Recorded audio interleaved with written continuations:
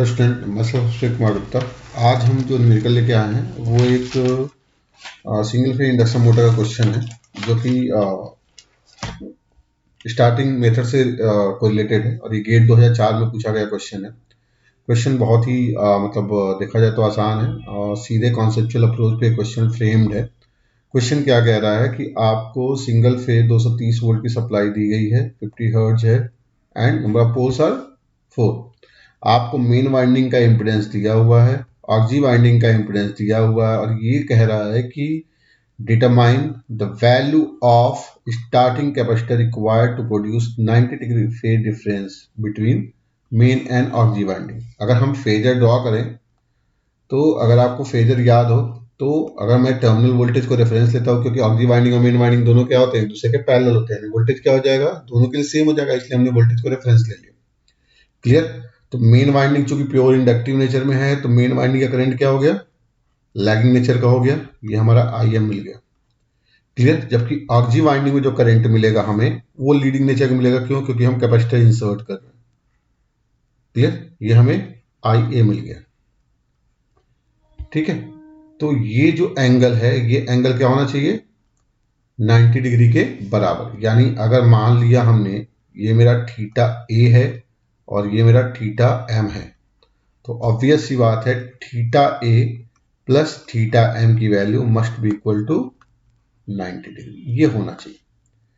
Clear. तो conceptual view तो clear है क्वेश्चन का कि हमें करना क्या है। अब हम बात करते हैं स्टार्टिंग कैपेसिटर रिक्वायरमेंट की।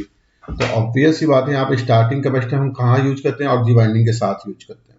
जब ऑक्सी वाइंडिंग के साथ हम स्टार्टिंग कैपेसिटर यूज करेंगे तो जो ZA की वैल्यू है वो क्या हो जानी है, 8 प्लस J6 माइनस JXC के बराबर। क्लियर। ठीक है, इसको मैं क्या लिख सकता हूँ, 8 minus J into XC minus 6। क्यों XC माइनस 6 लिखा और माइनस लिखा, क्योंकि कैपेसिटिव नेचर क्या होगा, इंडक्टिव नेचर पे हावी होगा, तभी आपका करंट यहाँ पे लीड कर सकता है।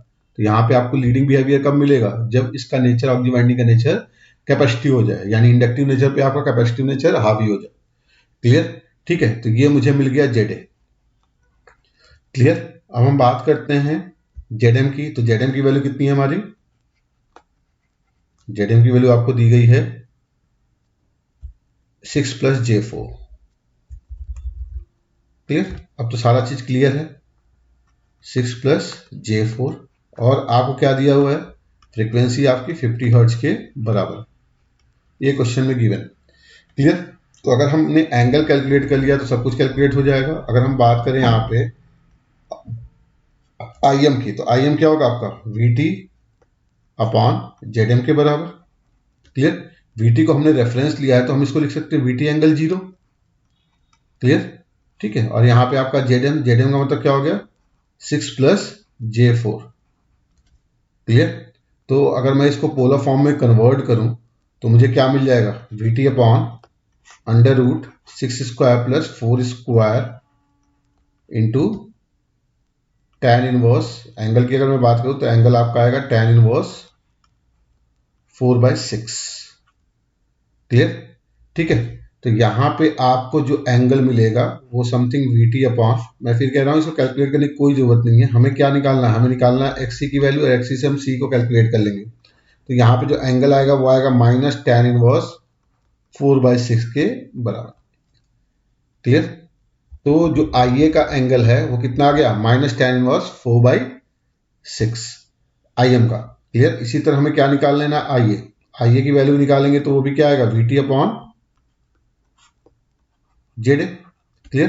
अब ऐसे ही करते हैं यहाँ भी, तो VT एंगल 0 अपॉन ZA की वैल्यू क्या है यहाँ पे, 8 minus J into X minus 6। Clear. अगर मैं इसको एंगल टर्म में ब्रेक करूं, मैं फिर कह रहा हूं यहाँ पे आप इससे कंफ्यूज मत होइएगा कि ये सारी चीजें अननोन है, हमें उससे कोई मतलब नहीं है, हमें मतलब किससे है, केवल और केवल एंगल के रिलेशन के बीच में। क्लियर। तो ये एंगल आपका माइनस में आएगा, ऊपर जाएगा तो क्या हो जाएगा, tan inverse XC minus 6 upon. Clear. और ये आपका आ जाएगा 8। ठीक है, तो यहाँ पे माइनस साइन क्या शो कर रहा है कि IM में जो करंट का नेचर है वो लैगिंग है, वो साफ हमें दिख रहा है। क्लियर कि आई एम में जो करंट का नेचर है वो लैगिंग है, यानी यहां से अगर हम थीटा एम की वैल्यू निकालेंगे तो थीटा एम की वैल्यू क्या आ जाएगी आपकी tan इनवर्स 4/6। क्लियर, यहाँ पे क्या है प्लस साइन है, प्लस साइन का मतलब क्या हो रहा है आपका जो आई ए है वो वोल्टेज से क्या हो रहा है लीड कर रहा है। वोल्टेज से लीड करने का मतलब क्या हो गया आपकी जो थीटा ए की वैल्यू आ जानी है, क्लियर, वो आ जानी है tan इनवर्स XC-6/8। क्लियर, और दोनों एंगल का सम क्या हो जाना चाहिए 90 डिग्री के बराबर होना चाहिए। तो वैल्यू पुट कर देते हैं tan इनवर्स 4/6 यानी theta M plus theta A tan inverse XC-6/8 equal to 90 degree. Clear, मैं इसको क्या लिख सकता हूं tan inverse XC-6/8 equal to 90 minus tan inverse 4/6।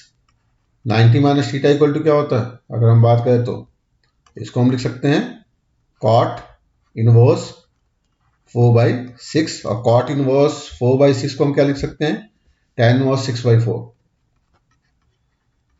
cot क्या होता है tan का ठीक उल्टा होता है, तो इसको हम लिख सकते हैं tan इनवर्स 6/4। 90 प्लस थीटा क्या होता है cot इनवर्स, और क्योंकि आपको ही पता है tan 90 माइनस थीटा क्या होता है cot थीटा के बराबर, तो वहां से हम इसको निकाल सकते हैं tan 90 minus theta equal to क्या होता है cot थीटा।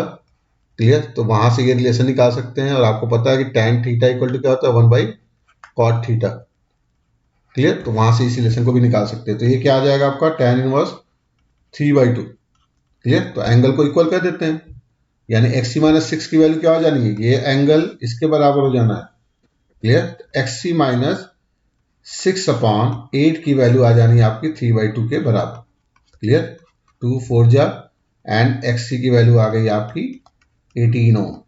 क्लियर, आप कैलकुलेट करिए 4 3 जा 12 प्लस 16 यानी 18 ओम के बराबर।